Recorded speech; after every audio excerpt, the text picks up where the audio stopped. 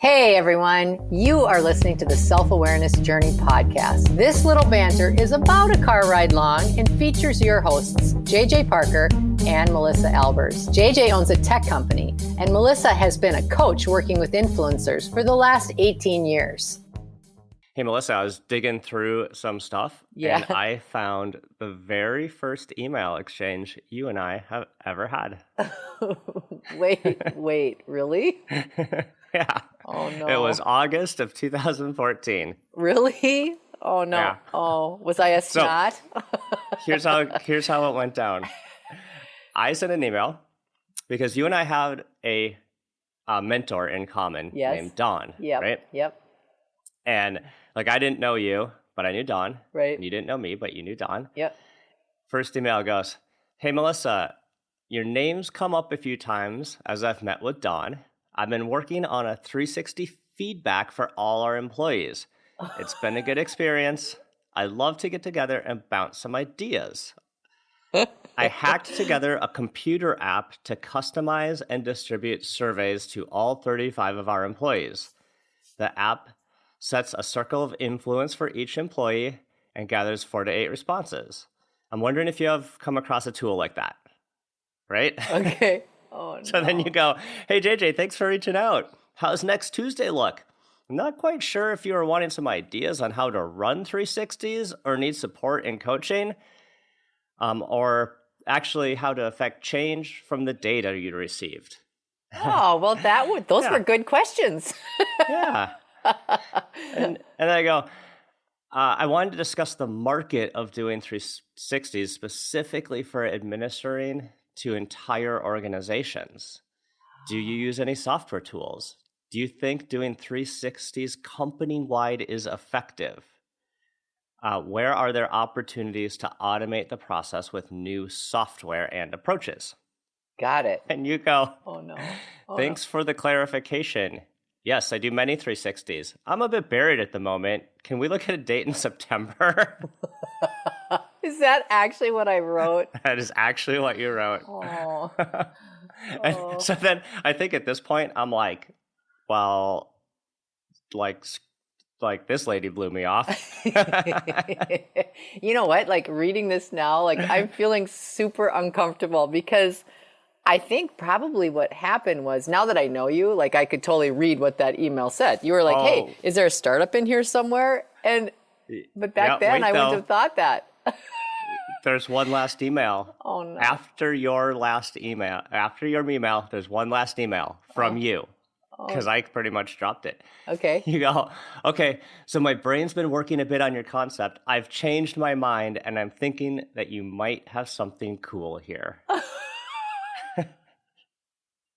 And then we met for coffee. Oh my gosh, so that's the start. Right there, that was the start. That was the start. So that was the start of Coreology. Yes, right? it was. With this simple idea that maybe we can bring, we started kind of at 360s, but we moved into coaching for everyone. Yes, and for the listeners' benefit, Coreology was the startup that you and I then came to create and had for a few years with some really cool things. Yeah, so we've mentioned it a few times on the podcast, and in the early podcasts, we didn't refer to Coreology by name. We always said something like, "Oh yeah, Melissa and I had a company together," or we were very loose about it. Yeah, and on purpose for me. Yeah, right. And then a few months in, I just thought, why are we not saying that company's name? It's like Voldemort in Harry Potter, "Thou shalt not name." He who must not be named. Yeah, come on. The company who shall not be named. Yeah. But what was causing us to do that? I think this was a really big moment for me and you. Yeah. That I think it's great to talk through because it was really weird. I had trouble saying the name Coreology for years after we shut it down. Right. I know. I think I did too. And I think that my reticence was based on feeling so bad that it didn't work because I so believed in it that even though the experience was and remains to be one of the best experiences I've ever had in my professional life. I mean, I would actually say it's probably the number one best experience. I still was carrying around some feelings that didn't really make sense to that. Yeah. So, we talk about failure, right? We were even talking about a couple weeks back was International Failure Day. Yeah, right. Right? Right. Where everybody, I don't think it's a very popular international day. No, but in European, celebrating it. In European countries, it's actually much bigger than here. Shocker. Yeah. Well, we should promote it next year more. But yeah, so the idea, like, especially here, right?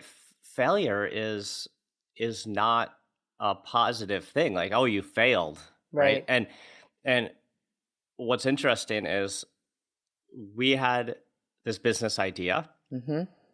We spent a lot of time on it. Oh my goodness! We put everything we had into it. We did. We put money into it. Yep. We had investors into it. Yep. We had employees Substantial. into it. Right? We had so much into it, and then it didn't work. Yeah. It didn't work out like we thought it would work out or visioned it would work out. Yep.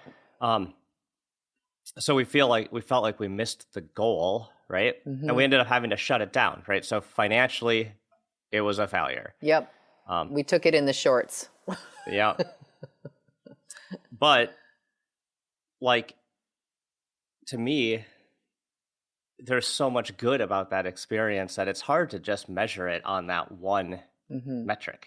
Well, I know just as you're thinking about it, I was thinking, why did we have such a strong feeling that it failed?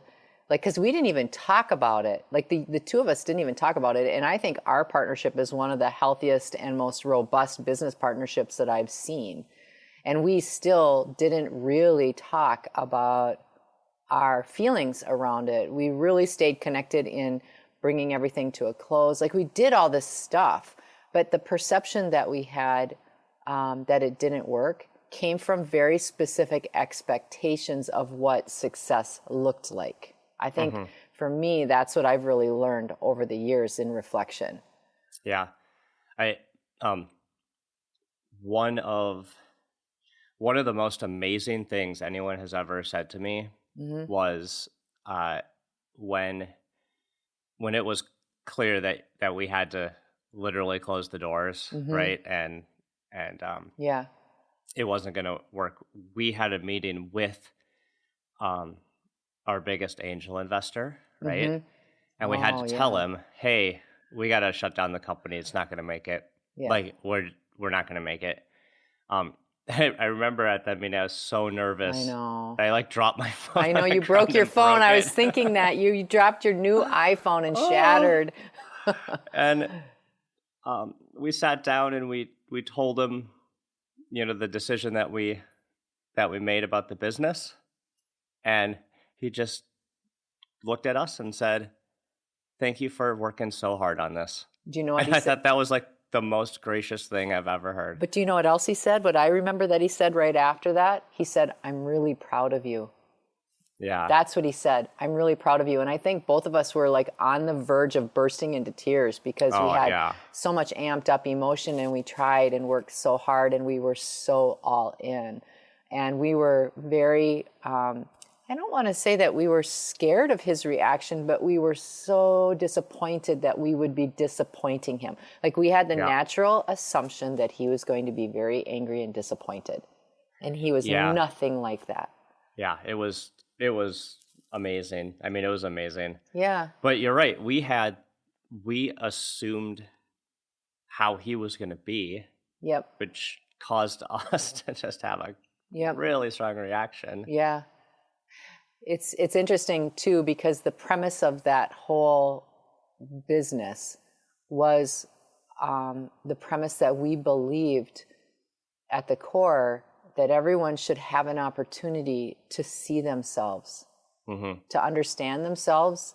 And at that time, we were coming at it from the premise that the best way to do that would be as if everybody else weighed in to tell you what they thought of you. Yep. And while that's not completely wrong, it's actually not completely right. Yeah. Well, you know what's interesting? So this is that one of the interesting things about that observation. That was our initial idea. Yes. Right? But we had kind of pivoted towards the end. Yeah.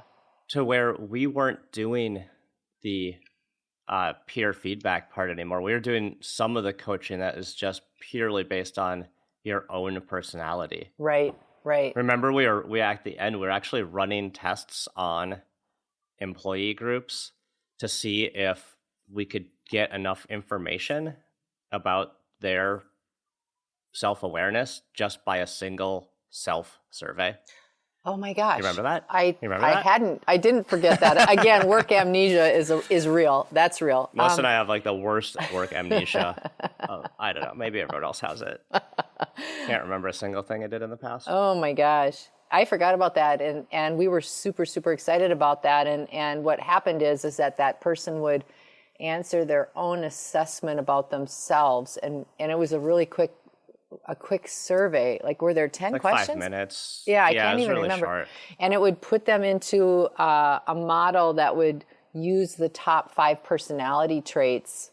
So like your level of assertiveness, your level of extroversion, it would take those traits, and based on your own responses, it pushed that person into a coaching, I don't know what the phrase would be. Model. Yeah. Coaching, like a coaching, a What curriculum. do we call it? Yeah. We send them weekly emails about. Yeah, for 10 weeks. For 10 weeks, they received a really quick email that said, hey, your survey indicated that you feel that you're this.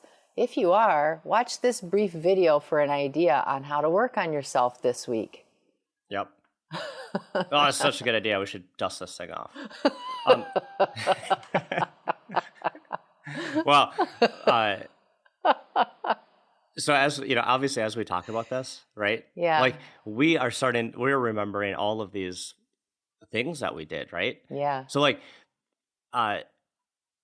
while this project did ultimately like financially fail, the successful parts were like absolutely amazing. Like you're kind of like starting to like bring up like some of the amazing work we did around self-awareness and coaching and things like that, right? And our core ology, our core ology, our still present like desire to bring that to as many people as possible. Right, exactly. Yes. The other thing that was amazing about Coreology was the team. Oh, I know. I was just going to talk about that. It was me and you. We had a couple of engineers, John and John. Yeah. It was just absolutely amazing. Yes. Mary. We had this team of people that were so supportive of each other. Oh my gosh, it was so much fun. It was just like electric to be with that team. Yeah. Yeah, every day was like new ideas, new work done. Yeah. It was really exciting. And we were we were at Coco, which was a co-working space that was really geared a lot towards startups. So the energy of that space was also very much around growth and building and new ideas sparking everywhere. And then, we also had a whole cast of characters that were supporting us from the outside in. We had a board of advisors. So we had 2 or 3 people that we felt really knew us and were very passionate. And a couple of them had done exactly that, started with an idea, built a software platform, and made huge companies. So we had a whole bunch of stuff around that was very exciting and very provoking. Yeah. So as I think about like after Coreology, right, I think one of the things that probably hit me most was, not that we lost some money and things like that, but like the energy of that project went away. Yes. Right? Like the creation of that had to stop. Right. Right. And I didn't have any control or ability to keep it going. Yeah, me either. Yes, That was really hard because, like you said, we all believed in it so much, and to just see it have to stop right. because Yes. we had no money. I was mean, it had to depressing. stop because we had no money. And we were out of energy. But it was sad that that was the reason, like, Yeah. yeah, and it was Draining. a couple of years. So Yep. working on a project for a couple of years that doesn't create What you expect. what you expect is it's hard to stay in that state for Yep. prolonged time. Right. Right.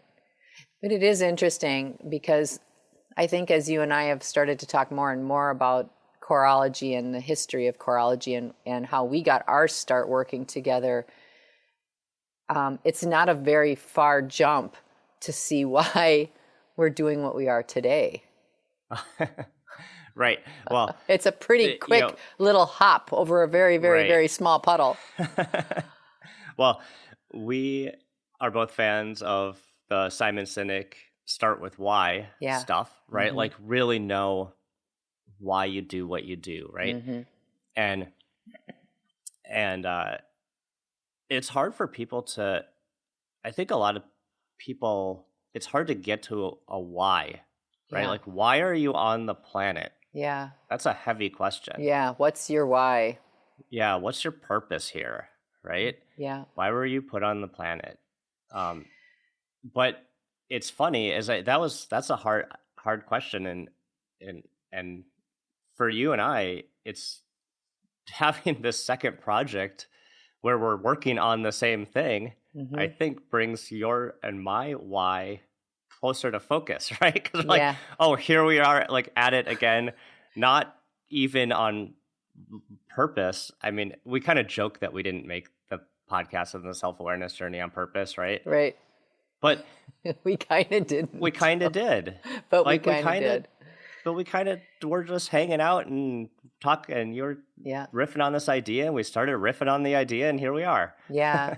I think too, I wanted to just mention, side note, if anybody's interested in who Simon Sinek is, his last name is Sinek, and he originally started with a TED Talk that you can find with millions of views. And it's he's very interesting just in terms of start with why. If you're in that place in your life and you're kind of curious about what your why is, he's a great person to check out. But I also just want to bring back this idea that you brought up early in our discussion here, which is, the relationship that we've had with a thing that we did, that the expectations were pretty specific, and the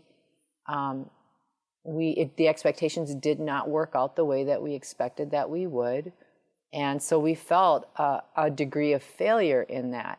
And but I think that what we're really talking about is our own emotions and how your own perspective frames your sense of if you're doing a great thing or not, which is bringing back to the self-awareness journey, right? How we have a certain mental perception of something, and because we have thought that for so long and believed that for so long, like we thought this model with choreology was it. We really were all in. We believed that. And we believed it so long, or we thought that so long that it became a really core belief. And then when it didn't work out the way that we had expected, wow, it just like was an undertow, right? It took us under. We felt bad. We had to recover. There was a recovery period. Yeah. You sat in a hammock for an entire summer. I literally sat in a hammock and I had a beer most every day.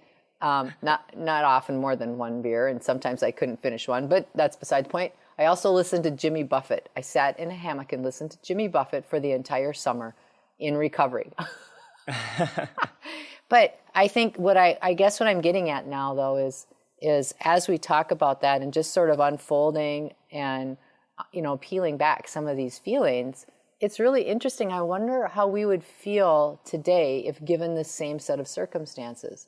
I wonder if our awareness is such personally and, because there were times when I knew certain things didn't feel right, but I was really just hell-bent on pushing through no matter what.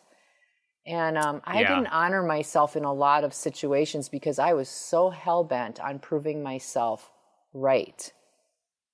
Yeah. Yeah, you're right. There definitely were times where we were just trying to force this thing out into the market Yeah. when a maybe a more centered or relaxed approach would have Yeah. been better. Well, it certainly would have given us opportunities to see what was and to see how our own interactions and our own feelings were trying to tell us, some stuff in the process. And again, I don't think there is, in looking at it, did we create a business that flourished? No. Did we have great success in so many ways? We sure did. Yeah. And just framing that emotionally as we think about building future stuff. Yep. Yeah. The if you zoom out a little bit and think about failure and think about things like I once did a talk at my after I had graduated years out, like at my high school, like at the graduation. I don't know why they invited me to do that because That's awesome. Must have been your they had English never teacher. heard. Yeah, right. They had never heard anything I spoke about before, and like, I think they wanted a successful former student. What they got was a fairly opinionated college dropout. But but what I told this graduating class was that they should go out and fail, like that they needed to remember how they were in kindergarten and how they learned in kindergarten. Oh, that's And awesome. the way you learn in kindergarten is like you just try stuff. Like you build a tower of blocks and then it falls over and then you learn how to build it a little better, right? That's And true. learning as a kid, as a child, is like a great way to learn because you mostly learned by getting on your bike, skinning your knee, right? Yeah. And Trial and error. You didn't make it through childhood by being successful all of the time. Like or just right? sitting back and theorizing about experiences rather than having them. Right. Yeah. Yeah. So getting out there, trying things and having it not work and skinning your knee is the most powerful way to learn. It's like how everybody learns. Right. Right. Right. So we as adults, for some reason, start to get into this mode where failure is not okay. Right. We can't have a failure in our job. We're going to judge ourselves harshly. Yep. If we do, it's going to be hard for us. And I just don't know when does that turn in someone's brain where it goes from a trial and error method of learning to I must always be perfect style of operating. You know, it's a really interesting question. It's such an interesting question. And I think too, especially as we talk about, what is the expectation of self? And when we talk about, the top 5 triggers that people experience through the self-awareness journey I'm speaking of, one of the triggers is fear that I'm either not good enough or I don't have enough. And that triggers so much emotion in people that spools people into all different directions. So it's one of the primary triggers, and that is such a good question, is who plants that? Who plants that trigger? Where does that happen? Yeah. Maybe it's society, maybe it's just how adults mature. I don't know. I think too, like that. Yeah, exactly. And maybe it's, your parents had their own failures and they never got over them, and they want their kids to not have those. So they put a lot of that pressure and expectation on the generations down, and it just continues to proliferate. Yeah. I remember whenever I would tell anybody that we shut down Coreology, like the reaction was always like, "Oh, I'm so sorry." Like, "Oh, that's really too bad." Like there was a it's death. Just like like someone died. Someone died. And I always kind of thought that was a funny reaction because it's like, well, if you just step back, right? It was a startup software company. Like the likelihood that it was going to succeed was very, very low to begin with. Exactly. Right? Yeah. Less than 1 in 10. The stats on these things are not like Good, but I would have felt worse if we hadn't tried. Yeah. You know? Yes. The things that actually kind of haunt me, or the things that stick in my head are more often the things I didn't do than the things I tried and failed at. Yes. You know? That's very, very true. That, and there's a whole lot of video floating around with Coreology. That might haunt us too someday, because some of them are. It was all mostly you on camera. So I know. That's what I mean. I do remember one time filming. I put it on YouTube. I do remember one time I had my hair in a ponytail, and you never say things that are like. It's always funny when you give critical feedback, as you will just deliver it like, this is the way it is. And I did not feel good about how I looked at all. I knew it wasn't going to be good. And you looked at me and you said, that ponytail is not your friend. I love that. It cracks me up. I still laugh about that sometimes. Anyway, this has been such a good conversation, and I'm really glad that we've been able to sort of unpack Coreology, because we've actually never had this kind of conversation together about it, and I'm glad we were able to do it here. Yeah, that's a really fun thing about even this podcast is that it kind of gives us an opportunity to sit down and talk about some things that maybe we just don't come up in like normal conversation. Right? Yeah. And or at least it forces us to deal with the things we don't want to talk about. Maybe. No, it couldn't be that. That's for sure. It's not that. Silly. Well, I do think it's kind of interesting though, like when in reflection, as we've been talking about being aware of ourselves and having more awareness in the moment, I think that there's so many lessons in this story that really go hand in hand with the opportunity to understand our feelings about something, like have a feeling about something and just trace it back. Like, where does that come from? I mean, I think by us having this kind of conversation, it really helps us understand what are the primary feelings that we had around that. Because you know what? As we continue to grow and build, we may start another 10 companies together. I'd much rather know what's behind those feelings so that they don't get carried through to the next stuff. Yep. So, I mean, I think it's really good. Yeah. And, there's people will have failures, they'll think of failures in lots of different ways, like little ones, big ones. I mean, companies, relationships, like all sorts of things. Right. Yeah. And just remembering to kind of zoom out on some of those things. Right. Yeah, and allow yourself to change the perspective just a little bit about why you think it's been a failure and what parts of it have been wildly good. Yep. What's making you feel certain ways could just be the story that you've decided to put around it. We hope that you've enjoyed today's episode. Our mission is to help people become happier and more effective by gaining insight into their own thoughts and feelings. We'd love your support. First, share this podcast with anyone you think might enjoy it. Second, leave us a rating or review on your favorite podcast site.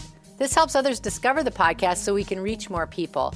And third, sign up for our newsletter at theselfawarenessjourney.com. This will help us communicate better with you and build our community. Thank you so much for joining us in the Self-Awareness Journey. We'll see you next week.